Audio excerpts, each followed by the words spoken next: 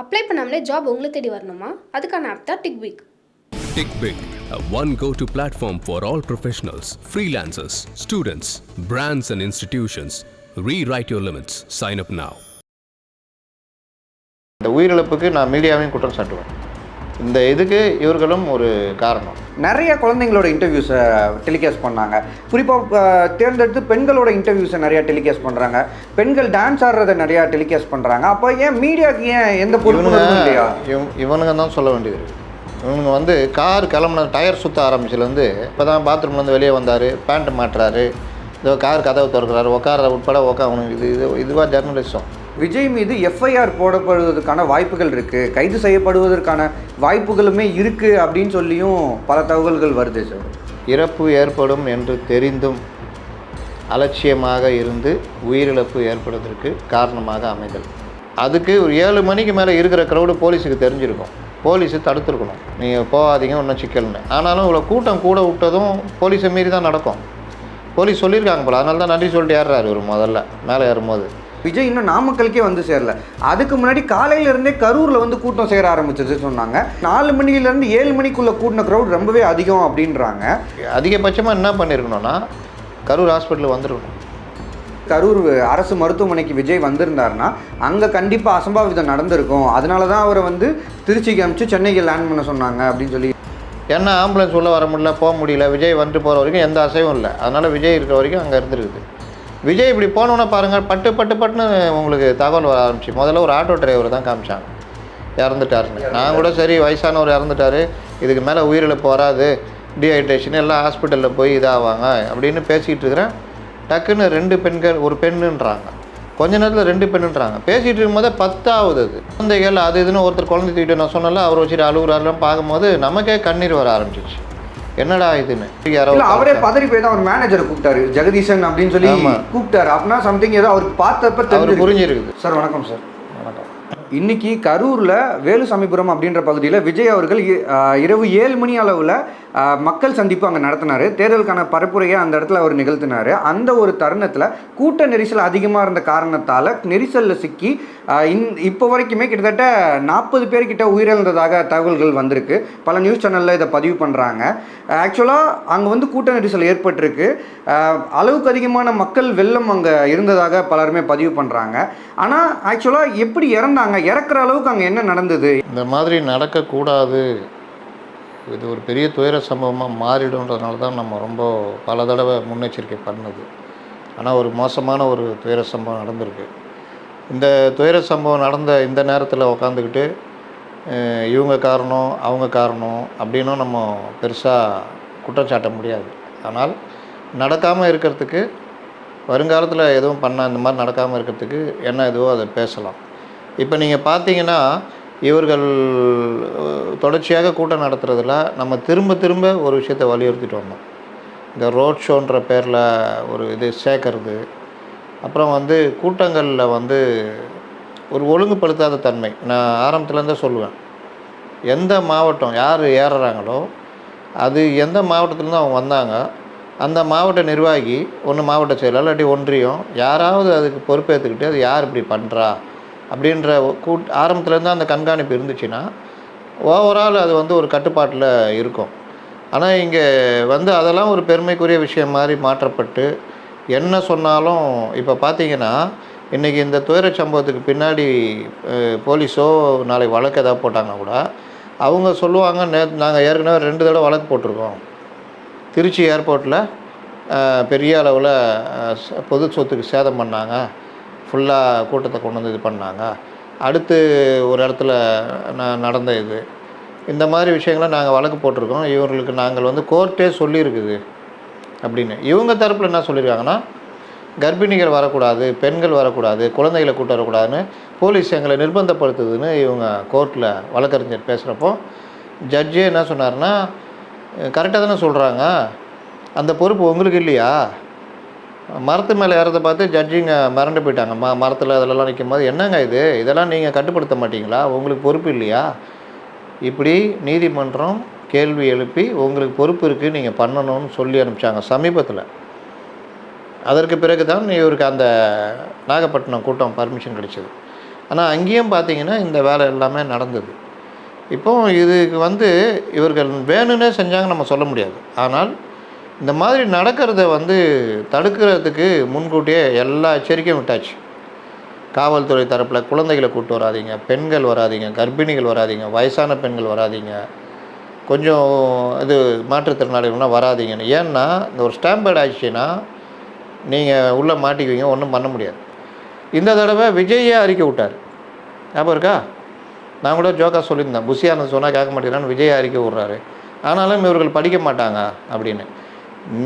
இந்த இதுலேயும் பார்த்தீங்கன்னா ஃபுல்லாக கூரை மேலே ஏறிக்கிட்டு நான் பார்க்குறேன். அது இதுன்னு நினைக்கிறேன், நாமக்கல்லாம் இங்கே தான் நினைக்கிறேன்.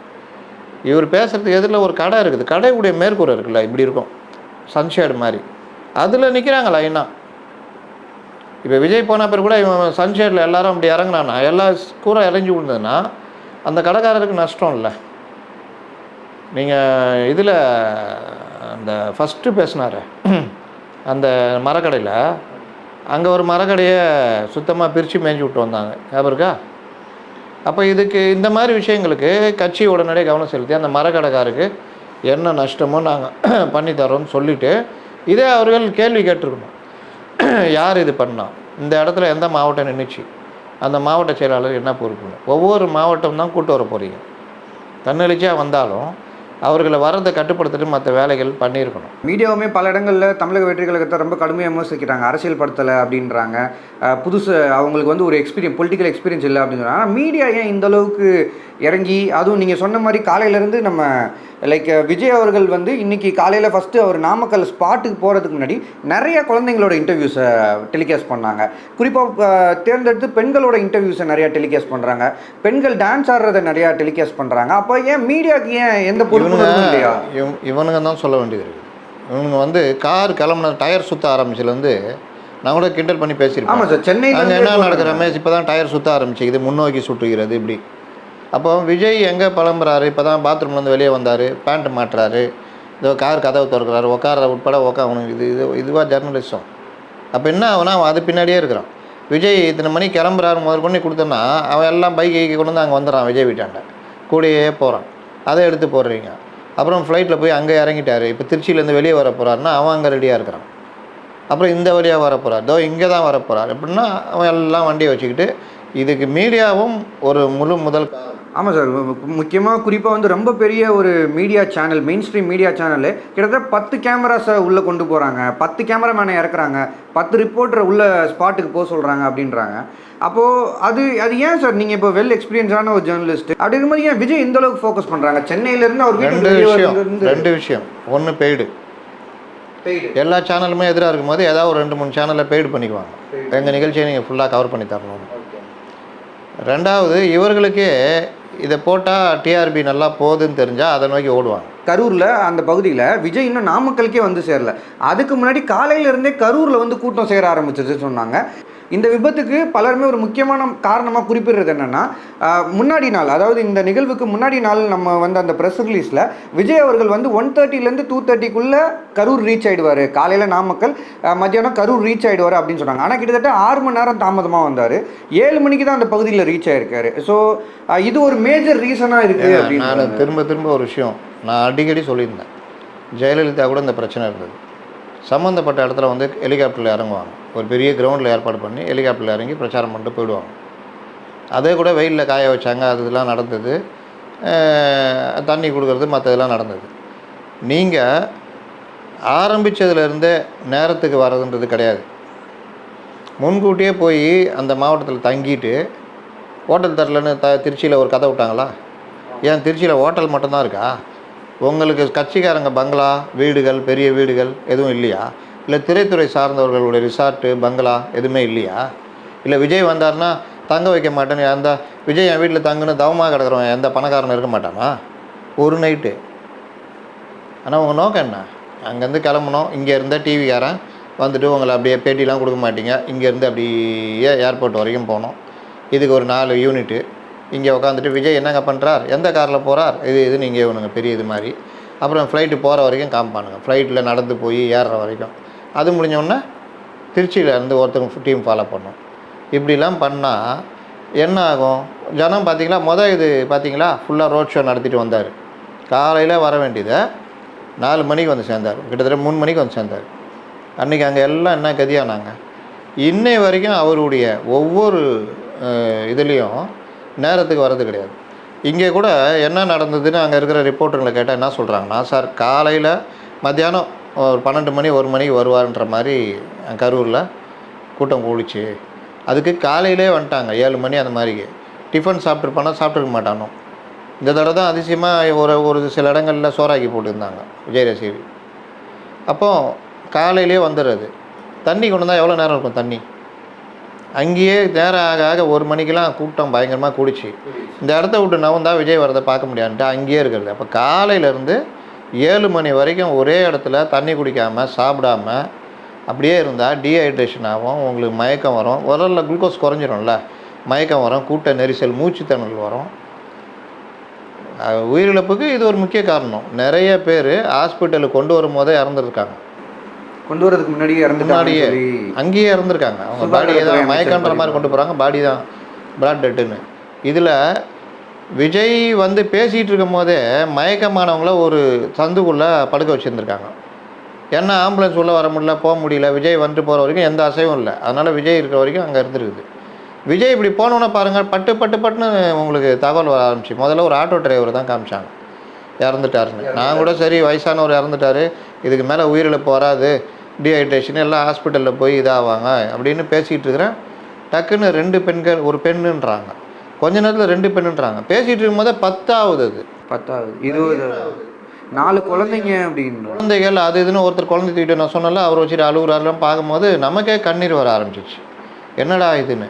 அப்போது என்னன்னு பார்த்தா ஆம்புலன்ஸு வந்துக்கிட்டே இருக்குது. நம்மக்கிட்ட வழக்கமாக பேசுகிற ரிப்போர்ட்டை கூட ஃபோன் எடுக்க மாட்டேங்கிறாங்க. போட்டாலும் எடுக்கலை. ஏன்னா அவங்க அங்கே ஹாஸ்பிட்டலில் அதில் கவரேஜில் இருக்காங்க, நம்மக்கிட்ட பேச முடியாது. அப்போ பார்த்தீங்கன்னா அவ்வளோ ஒரு இது. இவர் அப்போ தான் திருச்சி போகிறாரு ஃப்ளைட் ஏற. இவர் அதிகபட்சமாக என்ன பண்ணியிருக்கணும்னா கரூர் ஹாஸ்பிட்டலுக்கு வந்துருக்கணும். கரூர் அரசு மருத்துவமனைக்கு விஜய் வந்திருந்தாருன்னா அங்கே கண்டிப்பாக அசம்பாவிதம் நடந்திருக்கும். அதனால தான் அவரை வந்து திருச்சிக்கு அனுப்பிச்சு சென்னைக்கு லேண்ட் பண்ண சொன்னாங்க அப்படின்னு சொல்லி ஒரு சார் ரைட்டு, அது கரெக்டு, அது மாற்று கருத்து இல்லை. அதை ஒரிஜினல் அனுப்பிச்சிருக்கலாம்ல, புஷியானந்த் அனுப்பிச்சிருக்கலாம்ல, கூட 2 மாவட்ட நிர்வாகிகள் போட்டு அனுப்பிச்சின்னா அவங்கள என்ன பொதுமக்கள் அடிக்க போகிறாங்க. அது ஒன்று. சரி, அவங்க அனுப்புனா அந்த இடத்துல ஏதோ அசம்பிதாவளம் ஒரு பயம் இருக்க வச்சுங்க. ஏர்போர்ட் ஏறதுக்கு முன்னாடி ஒரு 5 நிமிஷம் பேசிட்டு போயிருக்கலாம்ல. ஆமாம், எல்லாருமே எதிர்பார்த்தாங்க. ஏங்க சாதாரண விஷயம், இது கூடவா யாராவது எழுதி தரணும்? நான் எதிர்பார்க்கலைங்க. இந்த மாதிரி பேசி கண்ணீர் வருதுங்க எனக்கு. பேசினால அந்த விஷயங்கள்லாம் உண்மையிலேயே ஏங்க எனக்கு கண் கலங்குச்சிங்க பார்க்கும்போது. குழந்தாலோ இதெல்லாம் பார்க்கும்போது கண் கலங்கிச்சு ஒரு மாதிரி. அப்போ உங்கள் தொண்டர்களுங்க உங்களுக்காக வந்தவங்க, அப்போ நீங்கள் எப்படி இதாகிடுவீங்க? 25 பேரை 40 பேரை எரிச்சு கொண்டாங்கல்ல இந்த இதில் 68 கீழ்வெண்மணியில். அண்ணா கதறி அழுதுட்டாராம். அந்த தாழ்த்தப்பட்ட மக்களை குடிசையில் வச்சு கொளுத்துட்டாங்களே. அப்போ அவன்தான் தலைவன். பாசம் இருக்கணும். நீங்கள் அங்கே பேட்டி கூட கொடுக்காமல் போகிறீங்க. என்ன அடுத்து சென்னையில் இறங்குறீங்க, அங்கேயே பேட்டி கொடுக்கல. அப்போது இந்த மாதிரிலாம் தன்மைகள்லாம் வந்து ஒரு அரசியல் கட்சிக்கு இது இல்லை. உலகத்தில் இருக்கிற ஜனாதிபதி, இந்தியாவில் இருக்கிற ஜனாதிபதி, பிரதமர், உள்துறை அமைச்சர், ராகுல் காந்தி கொடுக்காதவங்க கிடையாதுங்க.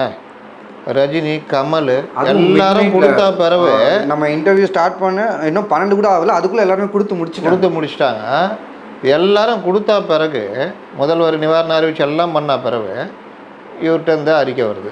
சென்னையில் இறங்கியாவது பேசியிருக்கேன். எதுக்குங்க நான் கேட்குறேன். இங்கே திருச்சியில் பேட்டி கொடுக்கல, திருச்சிக்கு போகிறீங்கல்ல, எங்கேருந்து கரூர்லேருந்து திருச்சி போகிறீங்களா? அப்போ உங்கள்கிட்ட தகவல் வந்துகிட்டே இருக்கும்ல. நீங்கள் போகும்போதே கிட்டத்தட்ட 30 பேர் 15-20 பேர் மேலே இறந்துட்டாங்க. ஏன் அங்கேயே டைப் பண்ணி ஒரு அறிக்கை விட முடியாதா? அதுன்னா திருச்சி போகிற, கரூரில் திருச்சி போகிற வரைக்கும், திருச்சியிலேருந்து சென்னை போகிற வரைக்கும், சென்னை இறங்கும் போது ஒரு அறிக்கை வருதுன்னா என்னங்க இது? எத்தனை மணி நேரம் பொறுத்து? இந்த ப்ராக்டிஸை தான் நம்ம தப்புன்றோம். இவங்கள வந்து நம்ம வரக்கூடாது இதெல்லாம் சொல்லலை. நீங்கள் தப்பாக வர்றீங்க, உங்கள்கிட்ட அந்த ப்ராக்டிஸே இல்லை, உங்கள் கூட இருக்கிறவங்களுக்கு அந்த அனுபவம் இல்லை, நீங்கள் இதெல்லாம் பண்ணாதீங்க, இப்படிலாம் பண்ணிங்கன்னா சிக்கலாகும் அப்படின்றது தான் நம்மளுடைய வேண்டுகோள். இன்றைக்கி பார்த்தீங்கன்னா அதோடைய விளைவை 40 குடும்பங்கள் இன்றைக்கு துயரம். அடுத்த மாதம் தீபாவளி, யாருக்கும் தீபாவளியும் கிடையாது, எதுவும் கிடையாது. இந்த ஆண்டே அவர்களுக்கு வாழ்க்கையிலே மறக்க முடியாத ஆண்டாக எதிர்பாராமல் முடிந்து விட்டது. கரூர் நகரமே இந்த மாதிரி நீங்கள் எனக்கு தெரிஞ்சு இப்படிப்பட்ட ஒரு கோரமான விஷயம் வாழ்க்கையில் நான் பத்திரிகை இதில் ஒரு 2-3 தான் பார்த்துருக்கேன். தருமபுரி பேருந்து எரிப்பு, அந்த மாணவிகளை எரிச்சு கொண்டது என்னை ரொம்ப அள வச்சது உண்மையிலேயே அன்றைக்கி கலங்கிட்டேன் நான். அந்த ஒரு பள்ளி கும்பகோணம் அந்த பள்ளி தீ விபத்து, எல்லாம் குழந்தைங்க. ஆமாம் சார். ஒரு ஸ்கூலுக்கு தேவையில்லாமல் பர்மிஷன் ஞாபகம் இருக்குது. அந்த குழந்தைங்க 3வது கும்பகோணம், இது மகாமகம், 4வது இது மாஞ்சோலை, 16 பேர் 17 பேர்கிட்ட இறந்தது, 5வது தூத்துக்குடி துப்பாக்கி சூடு. இது தூத்துக்குடி துப்பாக்கி சூடு ரொம்ப கலங்க வச்சிச்சு.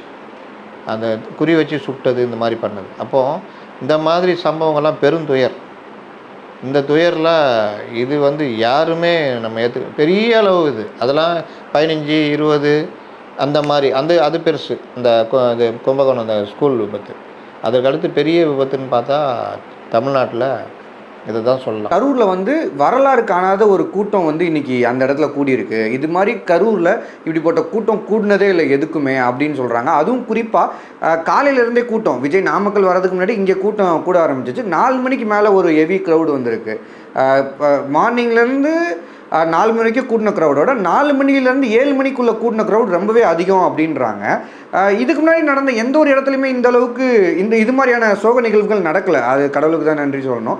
இது மாதிரியான சோக நிகழ்வுனால. ஆனால் அப்படி பார்க்கும்போது அங்கே எல்லாத்த விட இங்கே அதை விட பெரிய க்ரௌடு கூடியிருக்கா சார் கரூரில்? ஒருவேளை செந்தில் பாலாஜியை விட முப்பெரும் விழாவை விட மற்றதோட கூட்டத்தை அதிகமாக காமிக்கலான்னு கூட இவங்க முயற்சி எடுத்துருக்கலாம். 2வது இவர் பண்ணுற லேட்டுக்கு பிறகு ஈவினிங் ஹவர்ஸில் சண்டே தானே, சாட்டர்டே தானே, அப்போ லீவ் மைண்டில் இருக்கிறவங்க எல்லாருமே மொத்தமாக போய் பார்த்துருவோன்னு கிளம்பி வந்திருக்கலாம்.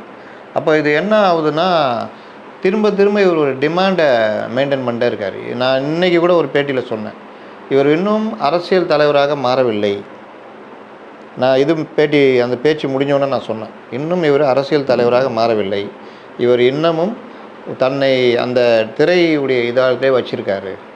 அப்போ என்ன ஆகுதுன்னா அந்த டிமாண்டை மெயின்டைன் சார். ஆனால் விஜய்க்கு அது அவசியமா சார்? ஏன்னா மாநாடு ஃபஸ்ட்டு விக்ரவாணி மாநாடாக இருக்கட்டும், அடுத்து மதுரை இது ரெண்டையுமே தாண்டி திருச்சியில் நடந்த அந்த முதல் பரப்புரையே பெரிய ஒரு வெற்றி தான் உங்களுக்கு. ஏன்னா அந்தளவுக்கு கூட்டம் கூடுன்னு அவங்களே எதிர்பார்க்கல, பெரிய கூட்டம் கூடி இருக்கு.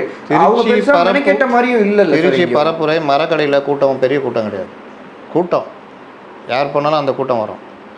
நீ ரோட் ஷோன்னு ஒன்று கூட்டம் வந்தார்ல, அதனால் வந்த பாதிப்பு தான் அன்றைக்கி திருச்சியில் அதிகம். ஏர்போர்ட்டில் இருந்து ஒரு 10-15 பேர் இவர் வண்டியை சூழ்ந்துக்கிட்டு அவர்கள் அப்படியே வந்தாங்க. ஆமாம், அதனால் ஏற்பட்ட டிராஃபிக் இருக்குல்ல, 5 கிலோமீட்டருக்கு 6 மணி நேரம் ஆச்சு ரீச் பண்ண. அது கோர்ட்டு கண்டித்தது. அடுத்த வாரம் திருச்சியில் வரும்பொழுது அந்த ரோட் ஷோவே இல்லை. இப்போ புரியுதா? நான் பல பேட்டிகளை சொல்லிட்டேன். இவர்கள் திட்டமிட்டு ரோட் ஷோ உருவாக்குறாங்க, ஒரு கும்பலை இது பண்ணுறாங்க. நான் மக்களுக்கு தொல்லை தராமல் வரணும்னு நினைக்கிறேன், அதனால தான் சனிக்கிழமை வரணும்னு சொன்னாருன்னு பேசினார்ல. நான் அன்றைக்கே சொன்னேன். அப்போ போன சனிக்கிழமை திருச்சியில் இருக்கிறவங்கள கேட்டிங்கன்னா சொல்லுவாங்க எத்தனை பேர் வெளிநாட்டு கனெக்ட் ஃப்ளைட்டை மிஸ் பண்ணாங்கன்னு. திருச்சியிலேருந்து துபாய் போகிறவங்க எல்லாம் எவ்வளோ பேர் மிஸ் பண்ணாங்க. அப்போ திருச்சியே 4-5 மணி நேரம், அதுக்கு பிறகு அதனுடைய எஃபெக்ட் இருக்குல்ல, அது ரிலீஸ் ஆகிறதுக்கு லேட் ஆகும். இது எல்லாம் சேர்ந்து அனுபவிச்சாங்கல்ல அப்படின்னு. பொறுப்பு இருக்கணுங்க.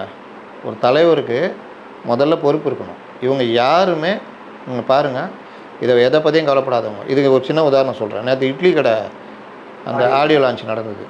உங்கள் ரசிகர் தானே, துட்டு கொடுத்து தானே வாங்கிறான், திட்டுத்தனமாக வரான். ஏங்க எப்படிங்க இவங்களை மீறி அவ்வளோ கூட்டம் உள்ளே போயிடுச்சு?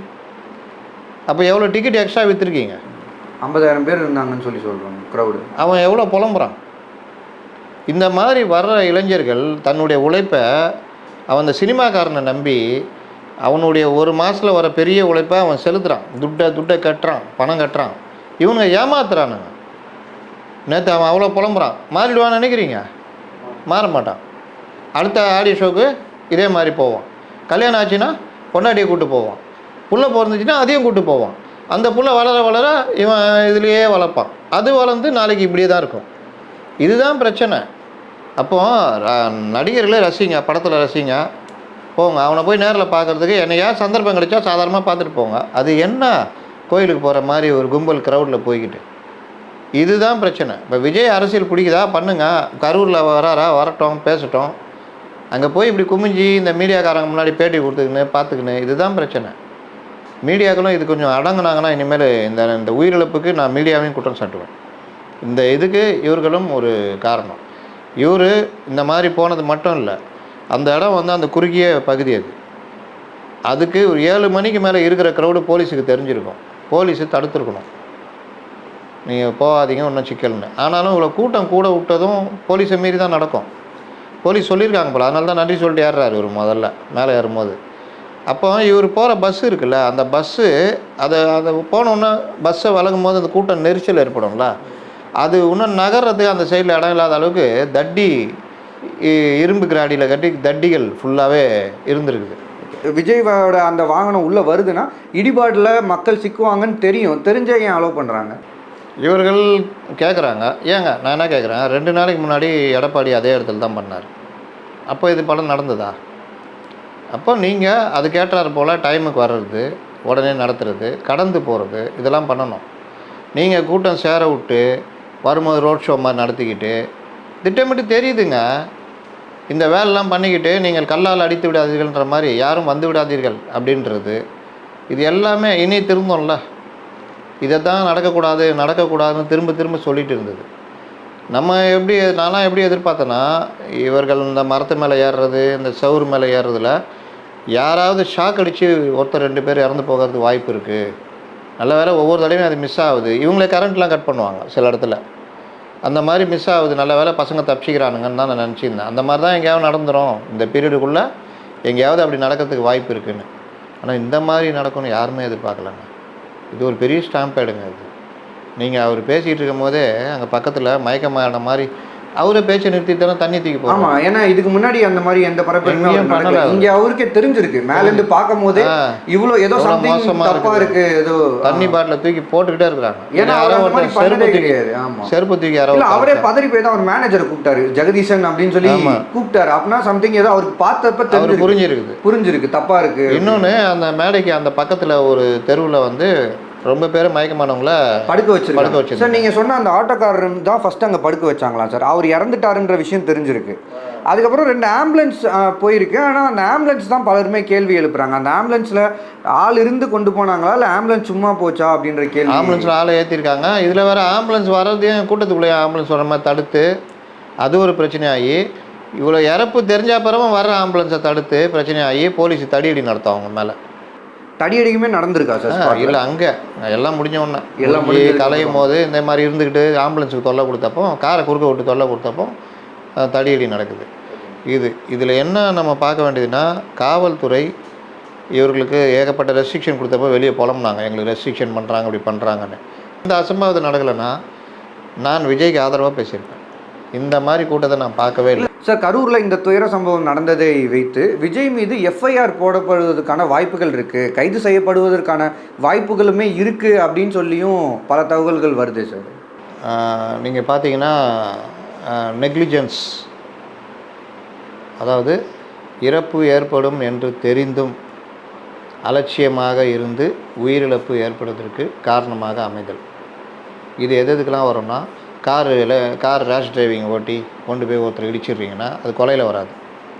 அதுக்கு மோட்டார் வெஹிக்கிள் ஆக்டில் உங்களுக்கு பழைய செக்ஷன் வந்து 304A. அது இப்போ பிஎன்எஸில் வந்து 105 culpable homicide not amounting to murder அப்படின்னு. அதாவது உயிரிழப்பு ஏற்படும் என்று தெரிந்தும், அது கொலை மாதிரி கிடையாது, அலட்சியத்தினால உயிரிழப்பு ஏற்பட காரணமாக இருத்தல். இன்னொரு செக்ஷன் வந்து இது வந்து பிஎன்எஸ் 105, இன்னொன்று வந்து பிஎன்எஸ் 118/1. இந்த 2 செக்ஷன் போகிறதுக்கான வாய்ப்பு இருக்குது. நீங்கள் பார்த்தீங்கன்னா இவருக்கு அல்லு அர்ஜுனா ஒரு சினிமா இது வந்தார்ல, ஆமாம், இது புஷ்பா 2 படம் ரிலீஸில் பெரிய ஸ்டாம்பேட் ஆச்சுல்ல. இது வந்து நான் போட்டப்போ கீழே வந்து என்ன போடுறாங்கன்னா, அது திட்டமிடாமல் வந்தது, இது நாங்கள் திட்டமிட்டு தானே கூட்டம் நடத்தணும்னு. சட்டம் போலீஸ் அப்படி பார்க்காது. 40 உயிரிழப்புகள். அப்போ அந்த உயிரிழப்புகளுக்கு காரணமாக அமைஞ்சது என்ன? அந்த அடிப்படையில் இப்போ உள்துறை அமைச்சருக்கு ரிப்போர்ட் கேட்டால், கோர்ட்டு நாளைக்கு கேட்டால் இல்லைங்க சம்மந்தப்பட்டவர் மேலே நாங்கள் வந்து வழக்கு பதிவு பண்ணியிருக்கோங்க. அது யார் மேலேனா, அந்த ஏற்பாடு பண்ண மாவட்ட செயலாளர், இந்த பர்மிஷன் கேட்டு கொடுத்தவங்க, மற்றவர்கள் ப்ளஸ் மாநில நிர்வாகிகள். விஜய் மீது கூட போடலாம் வாய்ப்பு இருக்குது. அப்போ இந்த செக்ஷன் போடுவாங்க. இதுக்கு வந்து அரெஸ்ட் பண்ணணும்னு அவசியம் இல்லை, அரெஸ்ட் செக்ஷன் கிடையாது இது. அப்படியே அரெஸ்ட் இருந்தாலும் ஃபார்மல் அரெஸ்ட்டு தான். அரெஸ்ட் பண்ணி மறுநாள் அன்றைக்கே ஸ்டேஷன் ஜாமீனில் விட்ருவாங்க. அதனால் அரெஸ்ட்லாம் பண்ண நம்ம வாய்ப்பு இல்லை. அதனால் இந்த பிரிவின் கீழே வழக்கு போட்டுவாங்க. இது வழக்கு நடக்கிறதுக்கு வாய்ப்பு இருக்குது. ஏன்னா வழக்கே போடாமல் எப்படி போலீஸ் வந்து இந்த சம்பவத்தை எப்படி நகர்த்த முடியாது. இத்தனை பேர் உயிரிழப்பு, அந்த குடும்பங்கள், போஸ்ட்மார்ட்டம், மற்ற விஷயங்கள்ன்றதுனால இது 2 பிரிவின் கீழே வழக்கு பதிவு செய்கிறதுக்கு வாய்ப்புகள் இருக்கிறது. நிறையா முக்கியமான விஷயங்களோட ஷேர் பண்ணிங்க சார். நேரம் ஒதுக்குனதுக்கு நன்றி. நன்றி. அப்ளை பண்ணாமலே ஜாப் உங்களை தேடி வரணுமா? அதுக்கான ஆப் தான் டிக்விக். TickBig, a one go-to platform for all professionals, freelancers, students, brands and institutions. Rewrite your limits. Sign up now.